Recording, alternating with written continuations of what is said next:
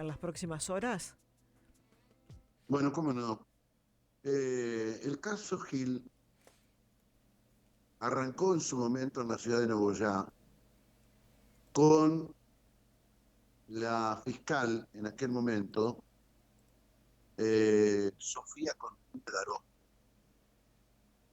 El juez en aquel momento era un ahijado de Sergio Montiel, el doctor Gallino de Victoria, que muy joven, casi te diría que apenas recibido, eh, tenía menos de 5 años de ejercicio de abogacía cuando fue elevado al rango de juez en Nogoyá. Ujú. Era el ahijado, o sea, no estoy hablando de ahijado político, era el ahijado de Sergio Montiel. Ajá. Él es hijo de un eminente socialista de Victoria. Y fue de juez a Nogoyá. Y en ese momento en que fue de juez a Nogoyá, muchos intuyeron que llegaba, porque en aquel momento se había dado en la ciudad de Nogoyá un caso muy parecido a lo que fue el caso Regiardo en Victoria. ¿Recuerdan el caso Regiardo, el multimillonario que se estrelló con el avión y que después fue motivo Ah, de tantas idas y venidas en Victoria? ajá. En donde incluso el abogado Walter Martínez de la ciudad de Nogoyá, por el caso Regiardo, presentó una señora de apellido Godoy de Nogoyá como supuesta hija de Regiardo, y los ADN iban dando todos negativos, incluso un que no sé si vive, Cali, de apellido de Gualeguaychú, había dado fe que el certificado de bautismo de Martínez había dado fe de que era real, después terminó siendo todo un gran blef. Creo que le quitaron la matrícula al escribano, Walter Martínez estuvo preso unos días penal 5 de aquí. Bueno, en ese caso Ricciardo era un multimillonario que un día se da un palo con el avión y se muere. Bueno, no, ya hubo un caso muy parecido, que fue conocido como el caso Riera. El caso Riera era un hombre también, un multimillonario, que un día se murió, no tenía descendientes, no le podían encontrar hijos, una mujer que supuestamente había convivido con él. Ujú. El caso Riera fue fabuloso, porque el caso Riera las vacas de Riera eran las únicas vacas que en 3 años nunca dieron un ternero. Entonces, vos ya te das cuenta de que había ahí un revoleo de Hacienda bastante interesante. Y quien estaba atendiendo el caso Riera era un señor de apellido Jordán. Esto es esto parece el programa de Real Leiva, oye. Ya veo, ya. Era un abogado de apellido Jordán. ¿Quién era Jordán? Jordán, una hermana de Jordán, era casada, era la esposa de Sergio Montiel.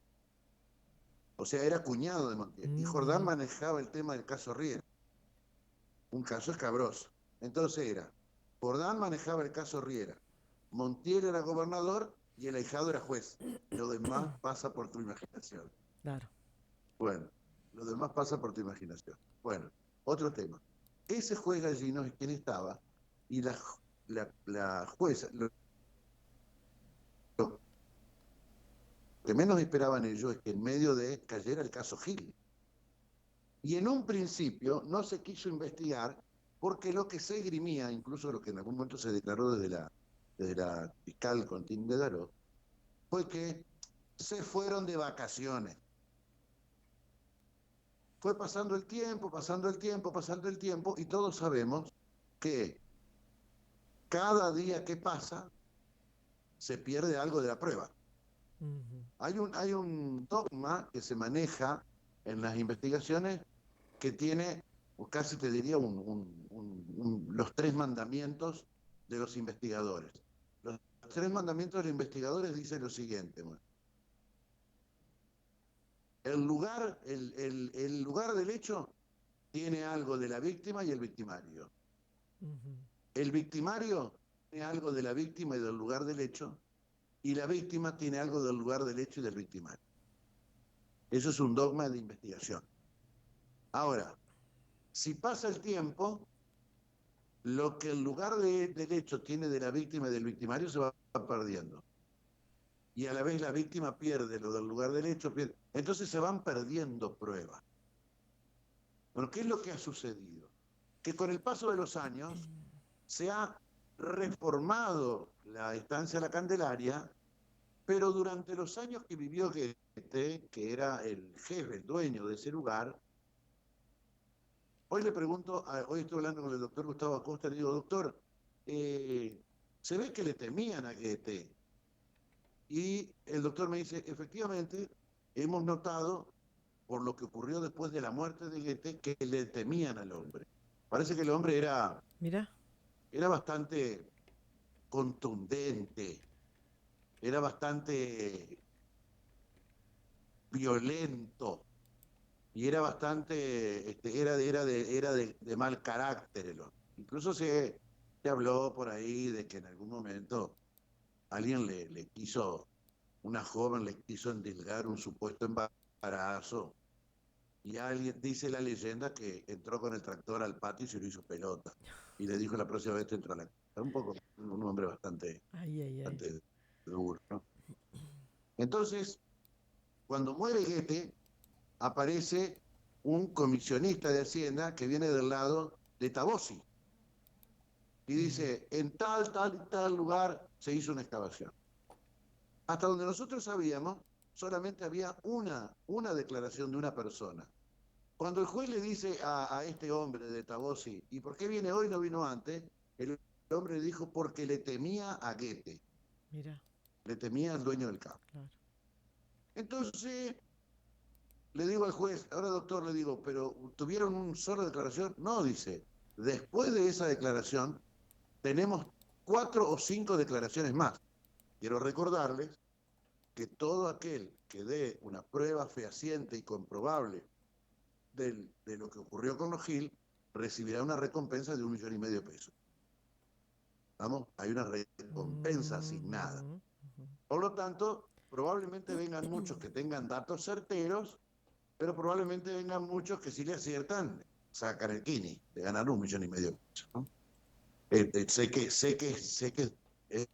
es muy triste lo que estoy diciendo, pero es así. Pero entonces, ¿qué hace el juez? Tampoco el juez le da entidad a todo lo que vienen y le dicen. El juez dice, no, pero ¿y este de dónde salió? Y este vive en Tartagal. ¿Y qué relación tiene? No tiene ninguna relación. ¿Conoce Entre Ríos? No, ni conoce Entre Ríos, no, deja.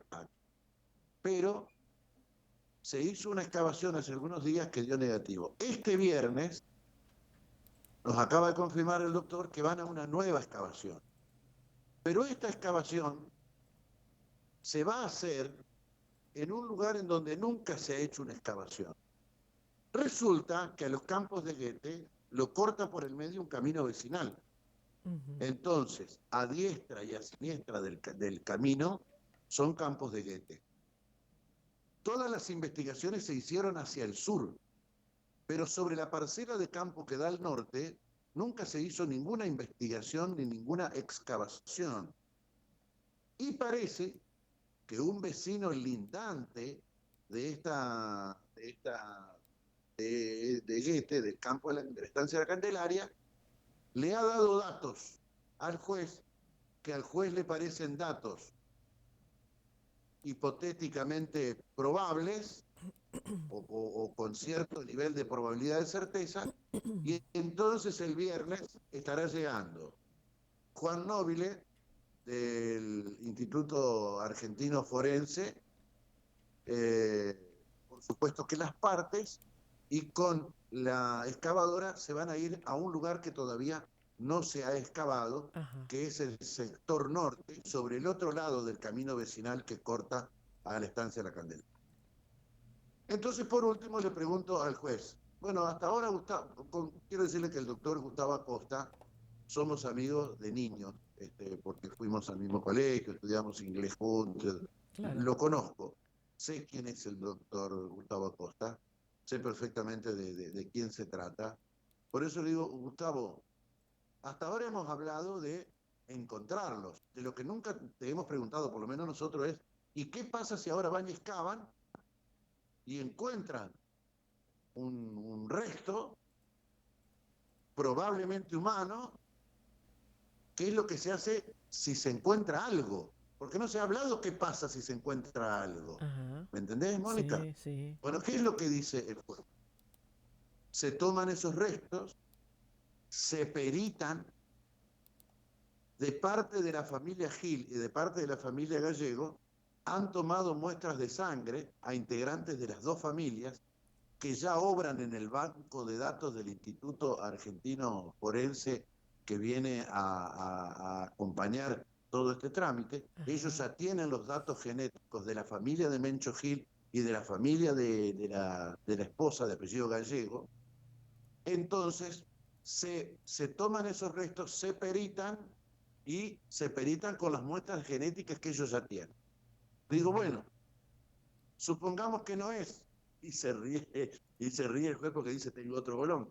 A alguien mataron y lo enterraron así. Claro, claro, Y claro. Ajá. le digo, ¿y si es?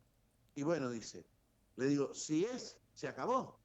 O sea, supongamos que encuentran, Dios libre y guarde, mujer, qué sé yo, ya a esta altura uno no sabe qué decir, pero supongamos que encuentran los restos de toda la familia. ¿Se Mm, acabó la causa? Ya está, ya lo encontraron. Y el juez me dice, no, hay que ver en cómo los encontramos, en qué condiciones los encontramos, de qué manera llegaron así, porque ellos no se enterraron, claro, sí, sí, sí, entiendo. alguien los enterró. Ujú, ujú. Entonces, habrá que empezar a estudiar lo otro. Digo, bueno, dice, pero Goethe se murió. Bueno, supongamos que haya sido Goethe.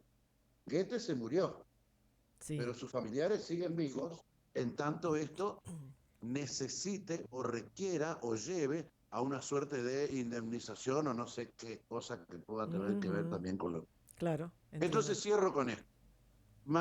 El viernes se va a hacer ese estudio, se va otra vez a hacer una excavación, esta vez por un nuevo testimonio que es de un vecino lindante, y habrá que ver cómo va. Lo que ya sabemos, gracias al doctor, es cómo sigue la historia si algún día se encuentra algo, efectivamente, que pueda hacer pensar que así. Y lo último, un segundito nada más, con esto termino. Le digo, doctor, cada vez son menos las posibilidades de encontrarlo con vida. Y me dijo, a esta altura, las posibilidades de encontrarlo con vida son casi nulas.